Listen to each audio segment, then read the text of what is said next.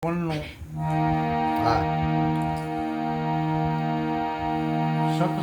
છીસોડો બનાવ્યો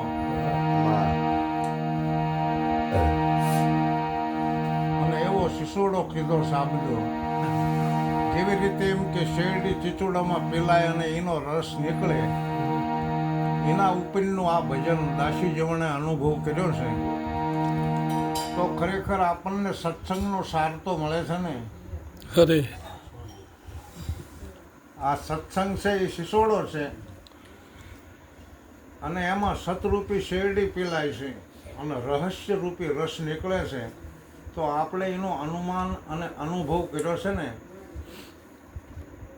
સત્સંગ રૂપી શિસોડામાંથી નીકળતા શેરડીના રસનો જે સાર છે આપણે જાણવા જેવો છે.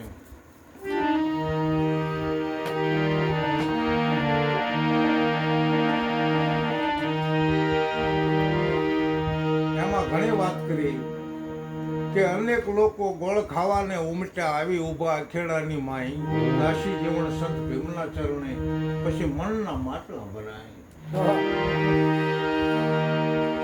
આપણે જો આવી રીતે આ કાયારૂપી કળા બનાવી હોય, સત્સંગનો શિસોડો બનાવ્યો હોય, રહસ્યરૂપી રસ નીકળતો હોય તો આપણે એક એવા અખાડામાં જવાનું છે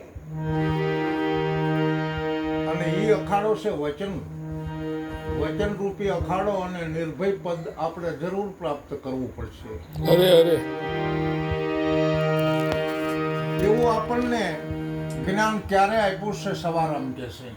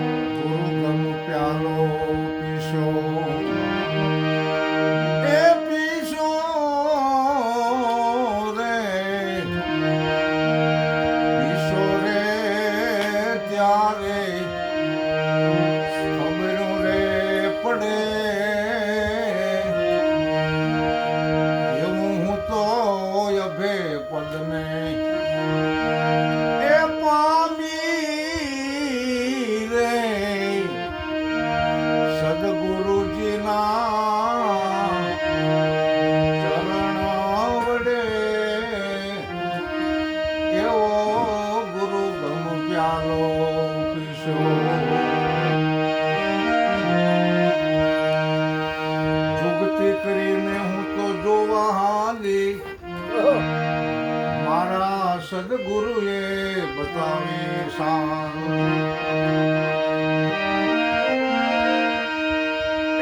જુગતી કરી હું જોવા હાલી મારા સદગુરુએ બતાવી જોને શાન.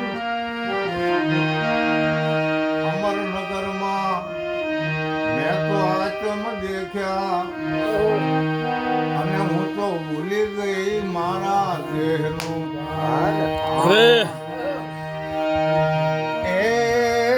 પછી નિર્ભય નાતો એ બાંધો રે મધ્ય મારે મારું મનડું રે ઠરે એવો ગુરુગમ પ્યાલો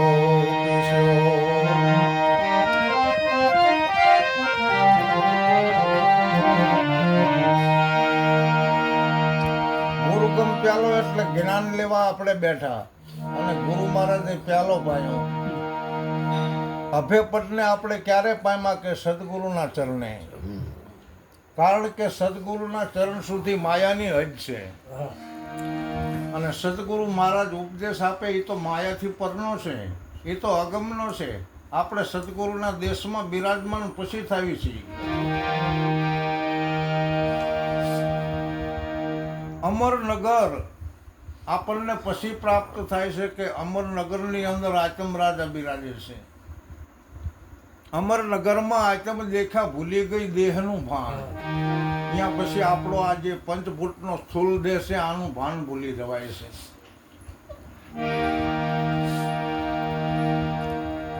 અમરનગરમાં આચમ દેખ્યા ભૂલી ગઈ દેહનું ભાન પછી નિર્ભય નાતો બંધાણો. આપણે સદગુરુ હારે નાતો બંધાણો છે કેવો? નિર્ભય નાતો છે કે જ્યાં જરાય બીક નથી, જ્યાં જરાય અંધશ્રદ્ધા નથી, જ્યાં જરા જરાધ્યાસ નથી, એવો નિર્ભય નાતો બંધાણો છે. અને મધ્યમાં આપણને સ્થૂલદેહ મળ્યો છે એટલે અહીંયા મન મળ્યું છે, આપણને અંતકરણ મળ્યા છે, મનને ઠરવાનું ઠામ મળ્યું છે. તો આ વખતે ગુરુગમ પ્યાલો પીતા આપણું મન ઠરીને ઠેકાણે પડવું જોઈએ.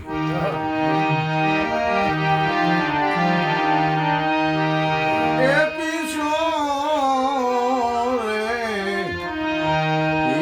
રે ત્યારે ખબરો રે પડે, એવો ગુરુગમ પ્યાલો પીશો.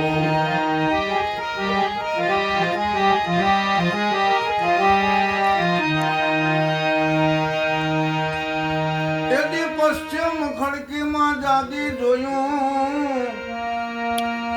ત્યાં તો ઝળહળતી ઝળકે જો ને જો, ચંદ્ર ભાણ જ્યાં ઉમટીને આવે, અરે આ તો ગગન મંડળમાં સડીને ગોય.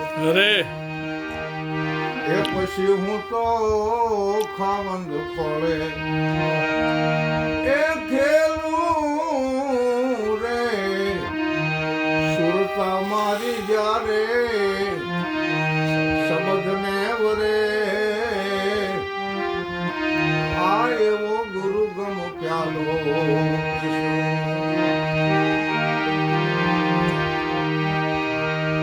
સદગુરુ મહારાજે જ્યારે ગુરુગમ પ્યાલો પાયો એટલે આપણા શરીરની 10 દિશાઓ છે, જેમાં પશ્ચિમ અને દક્ષિણ કર્મ ઇન્દ્રિયોમાં છે, અને ઉત્તર અને પૂર્વ દિશા આપણી જ્ઞાનેન્દ્રિયોમાં છે, અને હાથ પગ એ ખૂણા છે, અને મસ્તકનો ઉપલો ભાગ આકાશ છે, અને તળિયાનો ભાગ પૃથ્વી છે.